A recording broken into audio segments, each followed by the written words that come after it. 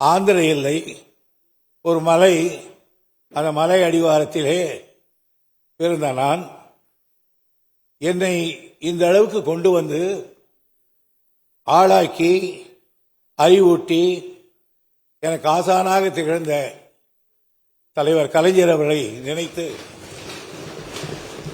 நான் இங்கே இருக்கிறேன். 6 முறை அவர் காலத்திலே நான் பொதுப்பணித்துறை மானியத்துக்கு பதிலளித்து பேசியிருக்கிறேன். இன்றைக்கு 7வது முறை எனக்கு அதே பாக்கியத்தை எனக்கு வழங்கிய என்னுடைய தலைவர் தமிழக முதல்வர் தளபதியார் அவருக்கு நான் நன்றி தெரிவித்துக் கொள்ள கடமைப்பட்டிருக்கிறேன். இந்த அவையில் பேசுகிற பொழுதும் நான் உடனுக்குடன் பதில் சொல்லியிருக்க முடியும். ஆனால் உறுப்பினர்களுக்கு முழுக்க பேசுவதற்கு வாய்ப்பு தர வேண்டும் என்று நினைக்கிறவன் நான். அந்த கருத்துக்கு ஒரு கருத்தை சொன்னால் அந்த கருத்துக்கு பதில் சொல்லக்கூடிய திறமை, வாய்மை நமக்கு இருக்கிறது. ஆகையினால் அதில் அவசரப்படக்கூடாது என்பது ஒன்று.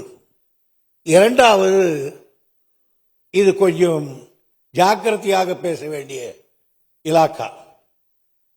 கொஞ்சம் அதிகாரம் போய்விடும். எங்க மாண்புமிகு எதிர்க்கட்சி தலைவர்கள் சொன்னார்கள், நாம் ஆந்திரத்தில் தண்ணி வாங்குகிறோம், கேரளத்திலே வாங்குகிறோம், கர்நாடகத்திலே வாங்குகிறோம் என்று சொன்னார்கள். அதுதான் நியாயம். அப்படித்தான் நம்முடைய நிலைமை இருக்கிறது. நம்முடைய நாட்டிலே பிறந்து ஓடுகிற ஒரே நதி நெல்லையில் ஓடுகின்ற அந்த ஒரு நதி தான். மற்றபடி நாம் இந்த நதியை இந்த 3 மாநிலங்களிலே நாம் அந்த தண்ணீரை பெற்றாலும் ஏதோ நமக்கு உரிமை இருக்கிறது. ஆனால் அந்த உரிமை மறுக்கப்படுகிறது. அதற்காக ஒரு போராட்டங்களை நடத்த வேண்டியிருக்கிறது. உச்ச நீதிமன்றத்தில் ஆண்டு கணக்கில் நின்று கொண்டிருக்கிறோம். அதே நேரத்தில் நாம் எப்படியும் தண்ணீரை பெற்றாக வேண்டும். இங்கே கூட சொன்னார்கள் நம்முடைய மாண்புமிகு எதிர்க்கட்சி தலைவர்கள், பக்கத்தில் இருக்கிற மாநிலத்தில் இருக்கிற உங்களுக்கு எல்லோரும் முதலமைச்சர்கள், அந்த இலாக்கா அமைச்சர்கள் நல்ல முறை இருக்கிறார்கள், பழகுகிறார்களே, ஏன் அவர்களிடத்தில் இதை பற்றி பேசக்கூடாது? நான் ஒன்றை சொல்லுகிறேன், பேசினால் அத்தனை விவகாரம் கெட்டு போகும். பேசி பேசி பார்த்துதான் இனி பேசுவதாலே பயனில்லை என்ற முடிவெடுத்துதான் உச்ச நீதிமன்றத்துக்கு போயிருக்கிறோம்.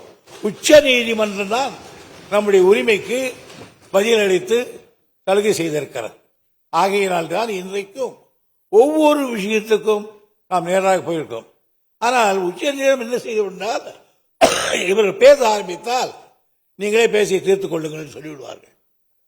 அவருக்கு எதிர்கட்சி தலைவர்களுக்கு தெரியும். இப்ப மார்க்கண்டேய நதி இருக்கிறது. மார்க்கண்டேய நதியிலே அவர்களோட சின்ன அணை கட்டினார்கள். நாம் உடனே உச்ச நீதிமன்றத்துக்கு போனோம். எங்களுக்கு நீங்கள் ஒரு விசாரணை கமிஷன் போடுங்கள், நீதிபதி கமிஷன் போடுங்கள் போனோம். அவங்க உடனே நீங்க பேசி பாருங்க சொன்னாங்க. முடியாதுன்னு நான் போய் சொன்னோம். மறுபடியும் அவங்க நான் பேசி பார்க்கறாங்க. இந்த வேலை போயிட்டு நாம ஒரு தடவை பேசினால் அதுக்கப்புறம் விவகாரம் முடியும். அதைத்தான் கடைசியாக பிபி சிங் இருக்கிற பொழுது பேசி பாருங்கள் என்று சொன்னார் கலைஞர் அவர்கள். இனி பேச முடியாது என்று சொன்னதால் தான் அன்றைக்கு டிபுனர் நமக்கு வந்திருக்கிறார். ஆகையினால் இந்த இலாக்காக்களை பேசுகிற பொழுது அவர்களுடைய மனம் கூட வருத்தப்படும் என்பதல்ல எனக்கு. ஆனால் அந்த மாநிலங்களிலே ஏராளமான தமிழர்கள் வாழ்ந்து கொண்டிருக்கிறார்.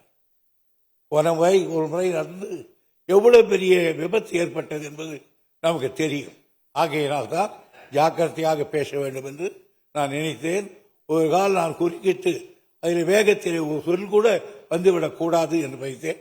எனவே நான் எண்ணியபடி அத்தகைய யாருமே அப்படி பேசாததற்காக நான் அனைவருக்கும் பேசிய உறுப்பினர்களுக்கு நான் நன்றி தெரிவித்துக் கொள்ள கடமைப்பட்டிருக்கிறேன்.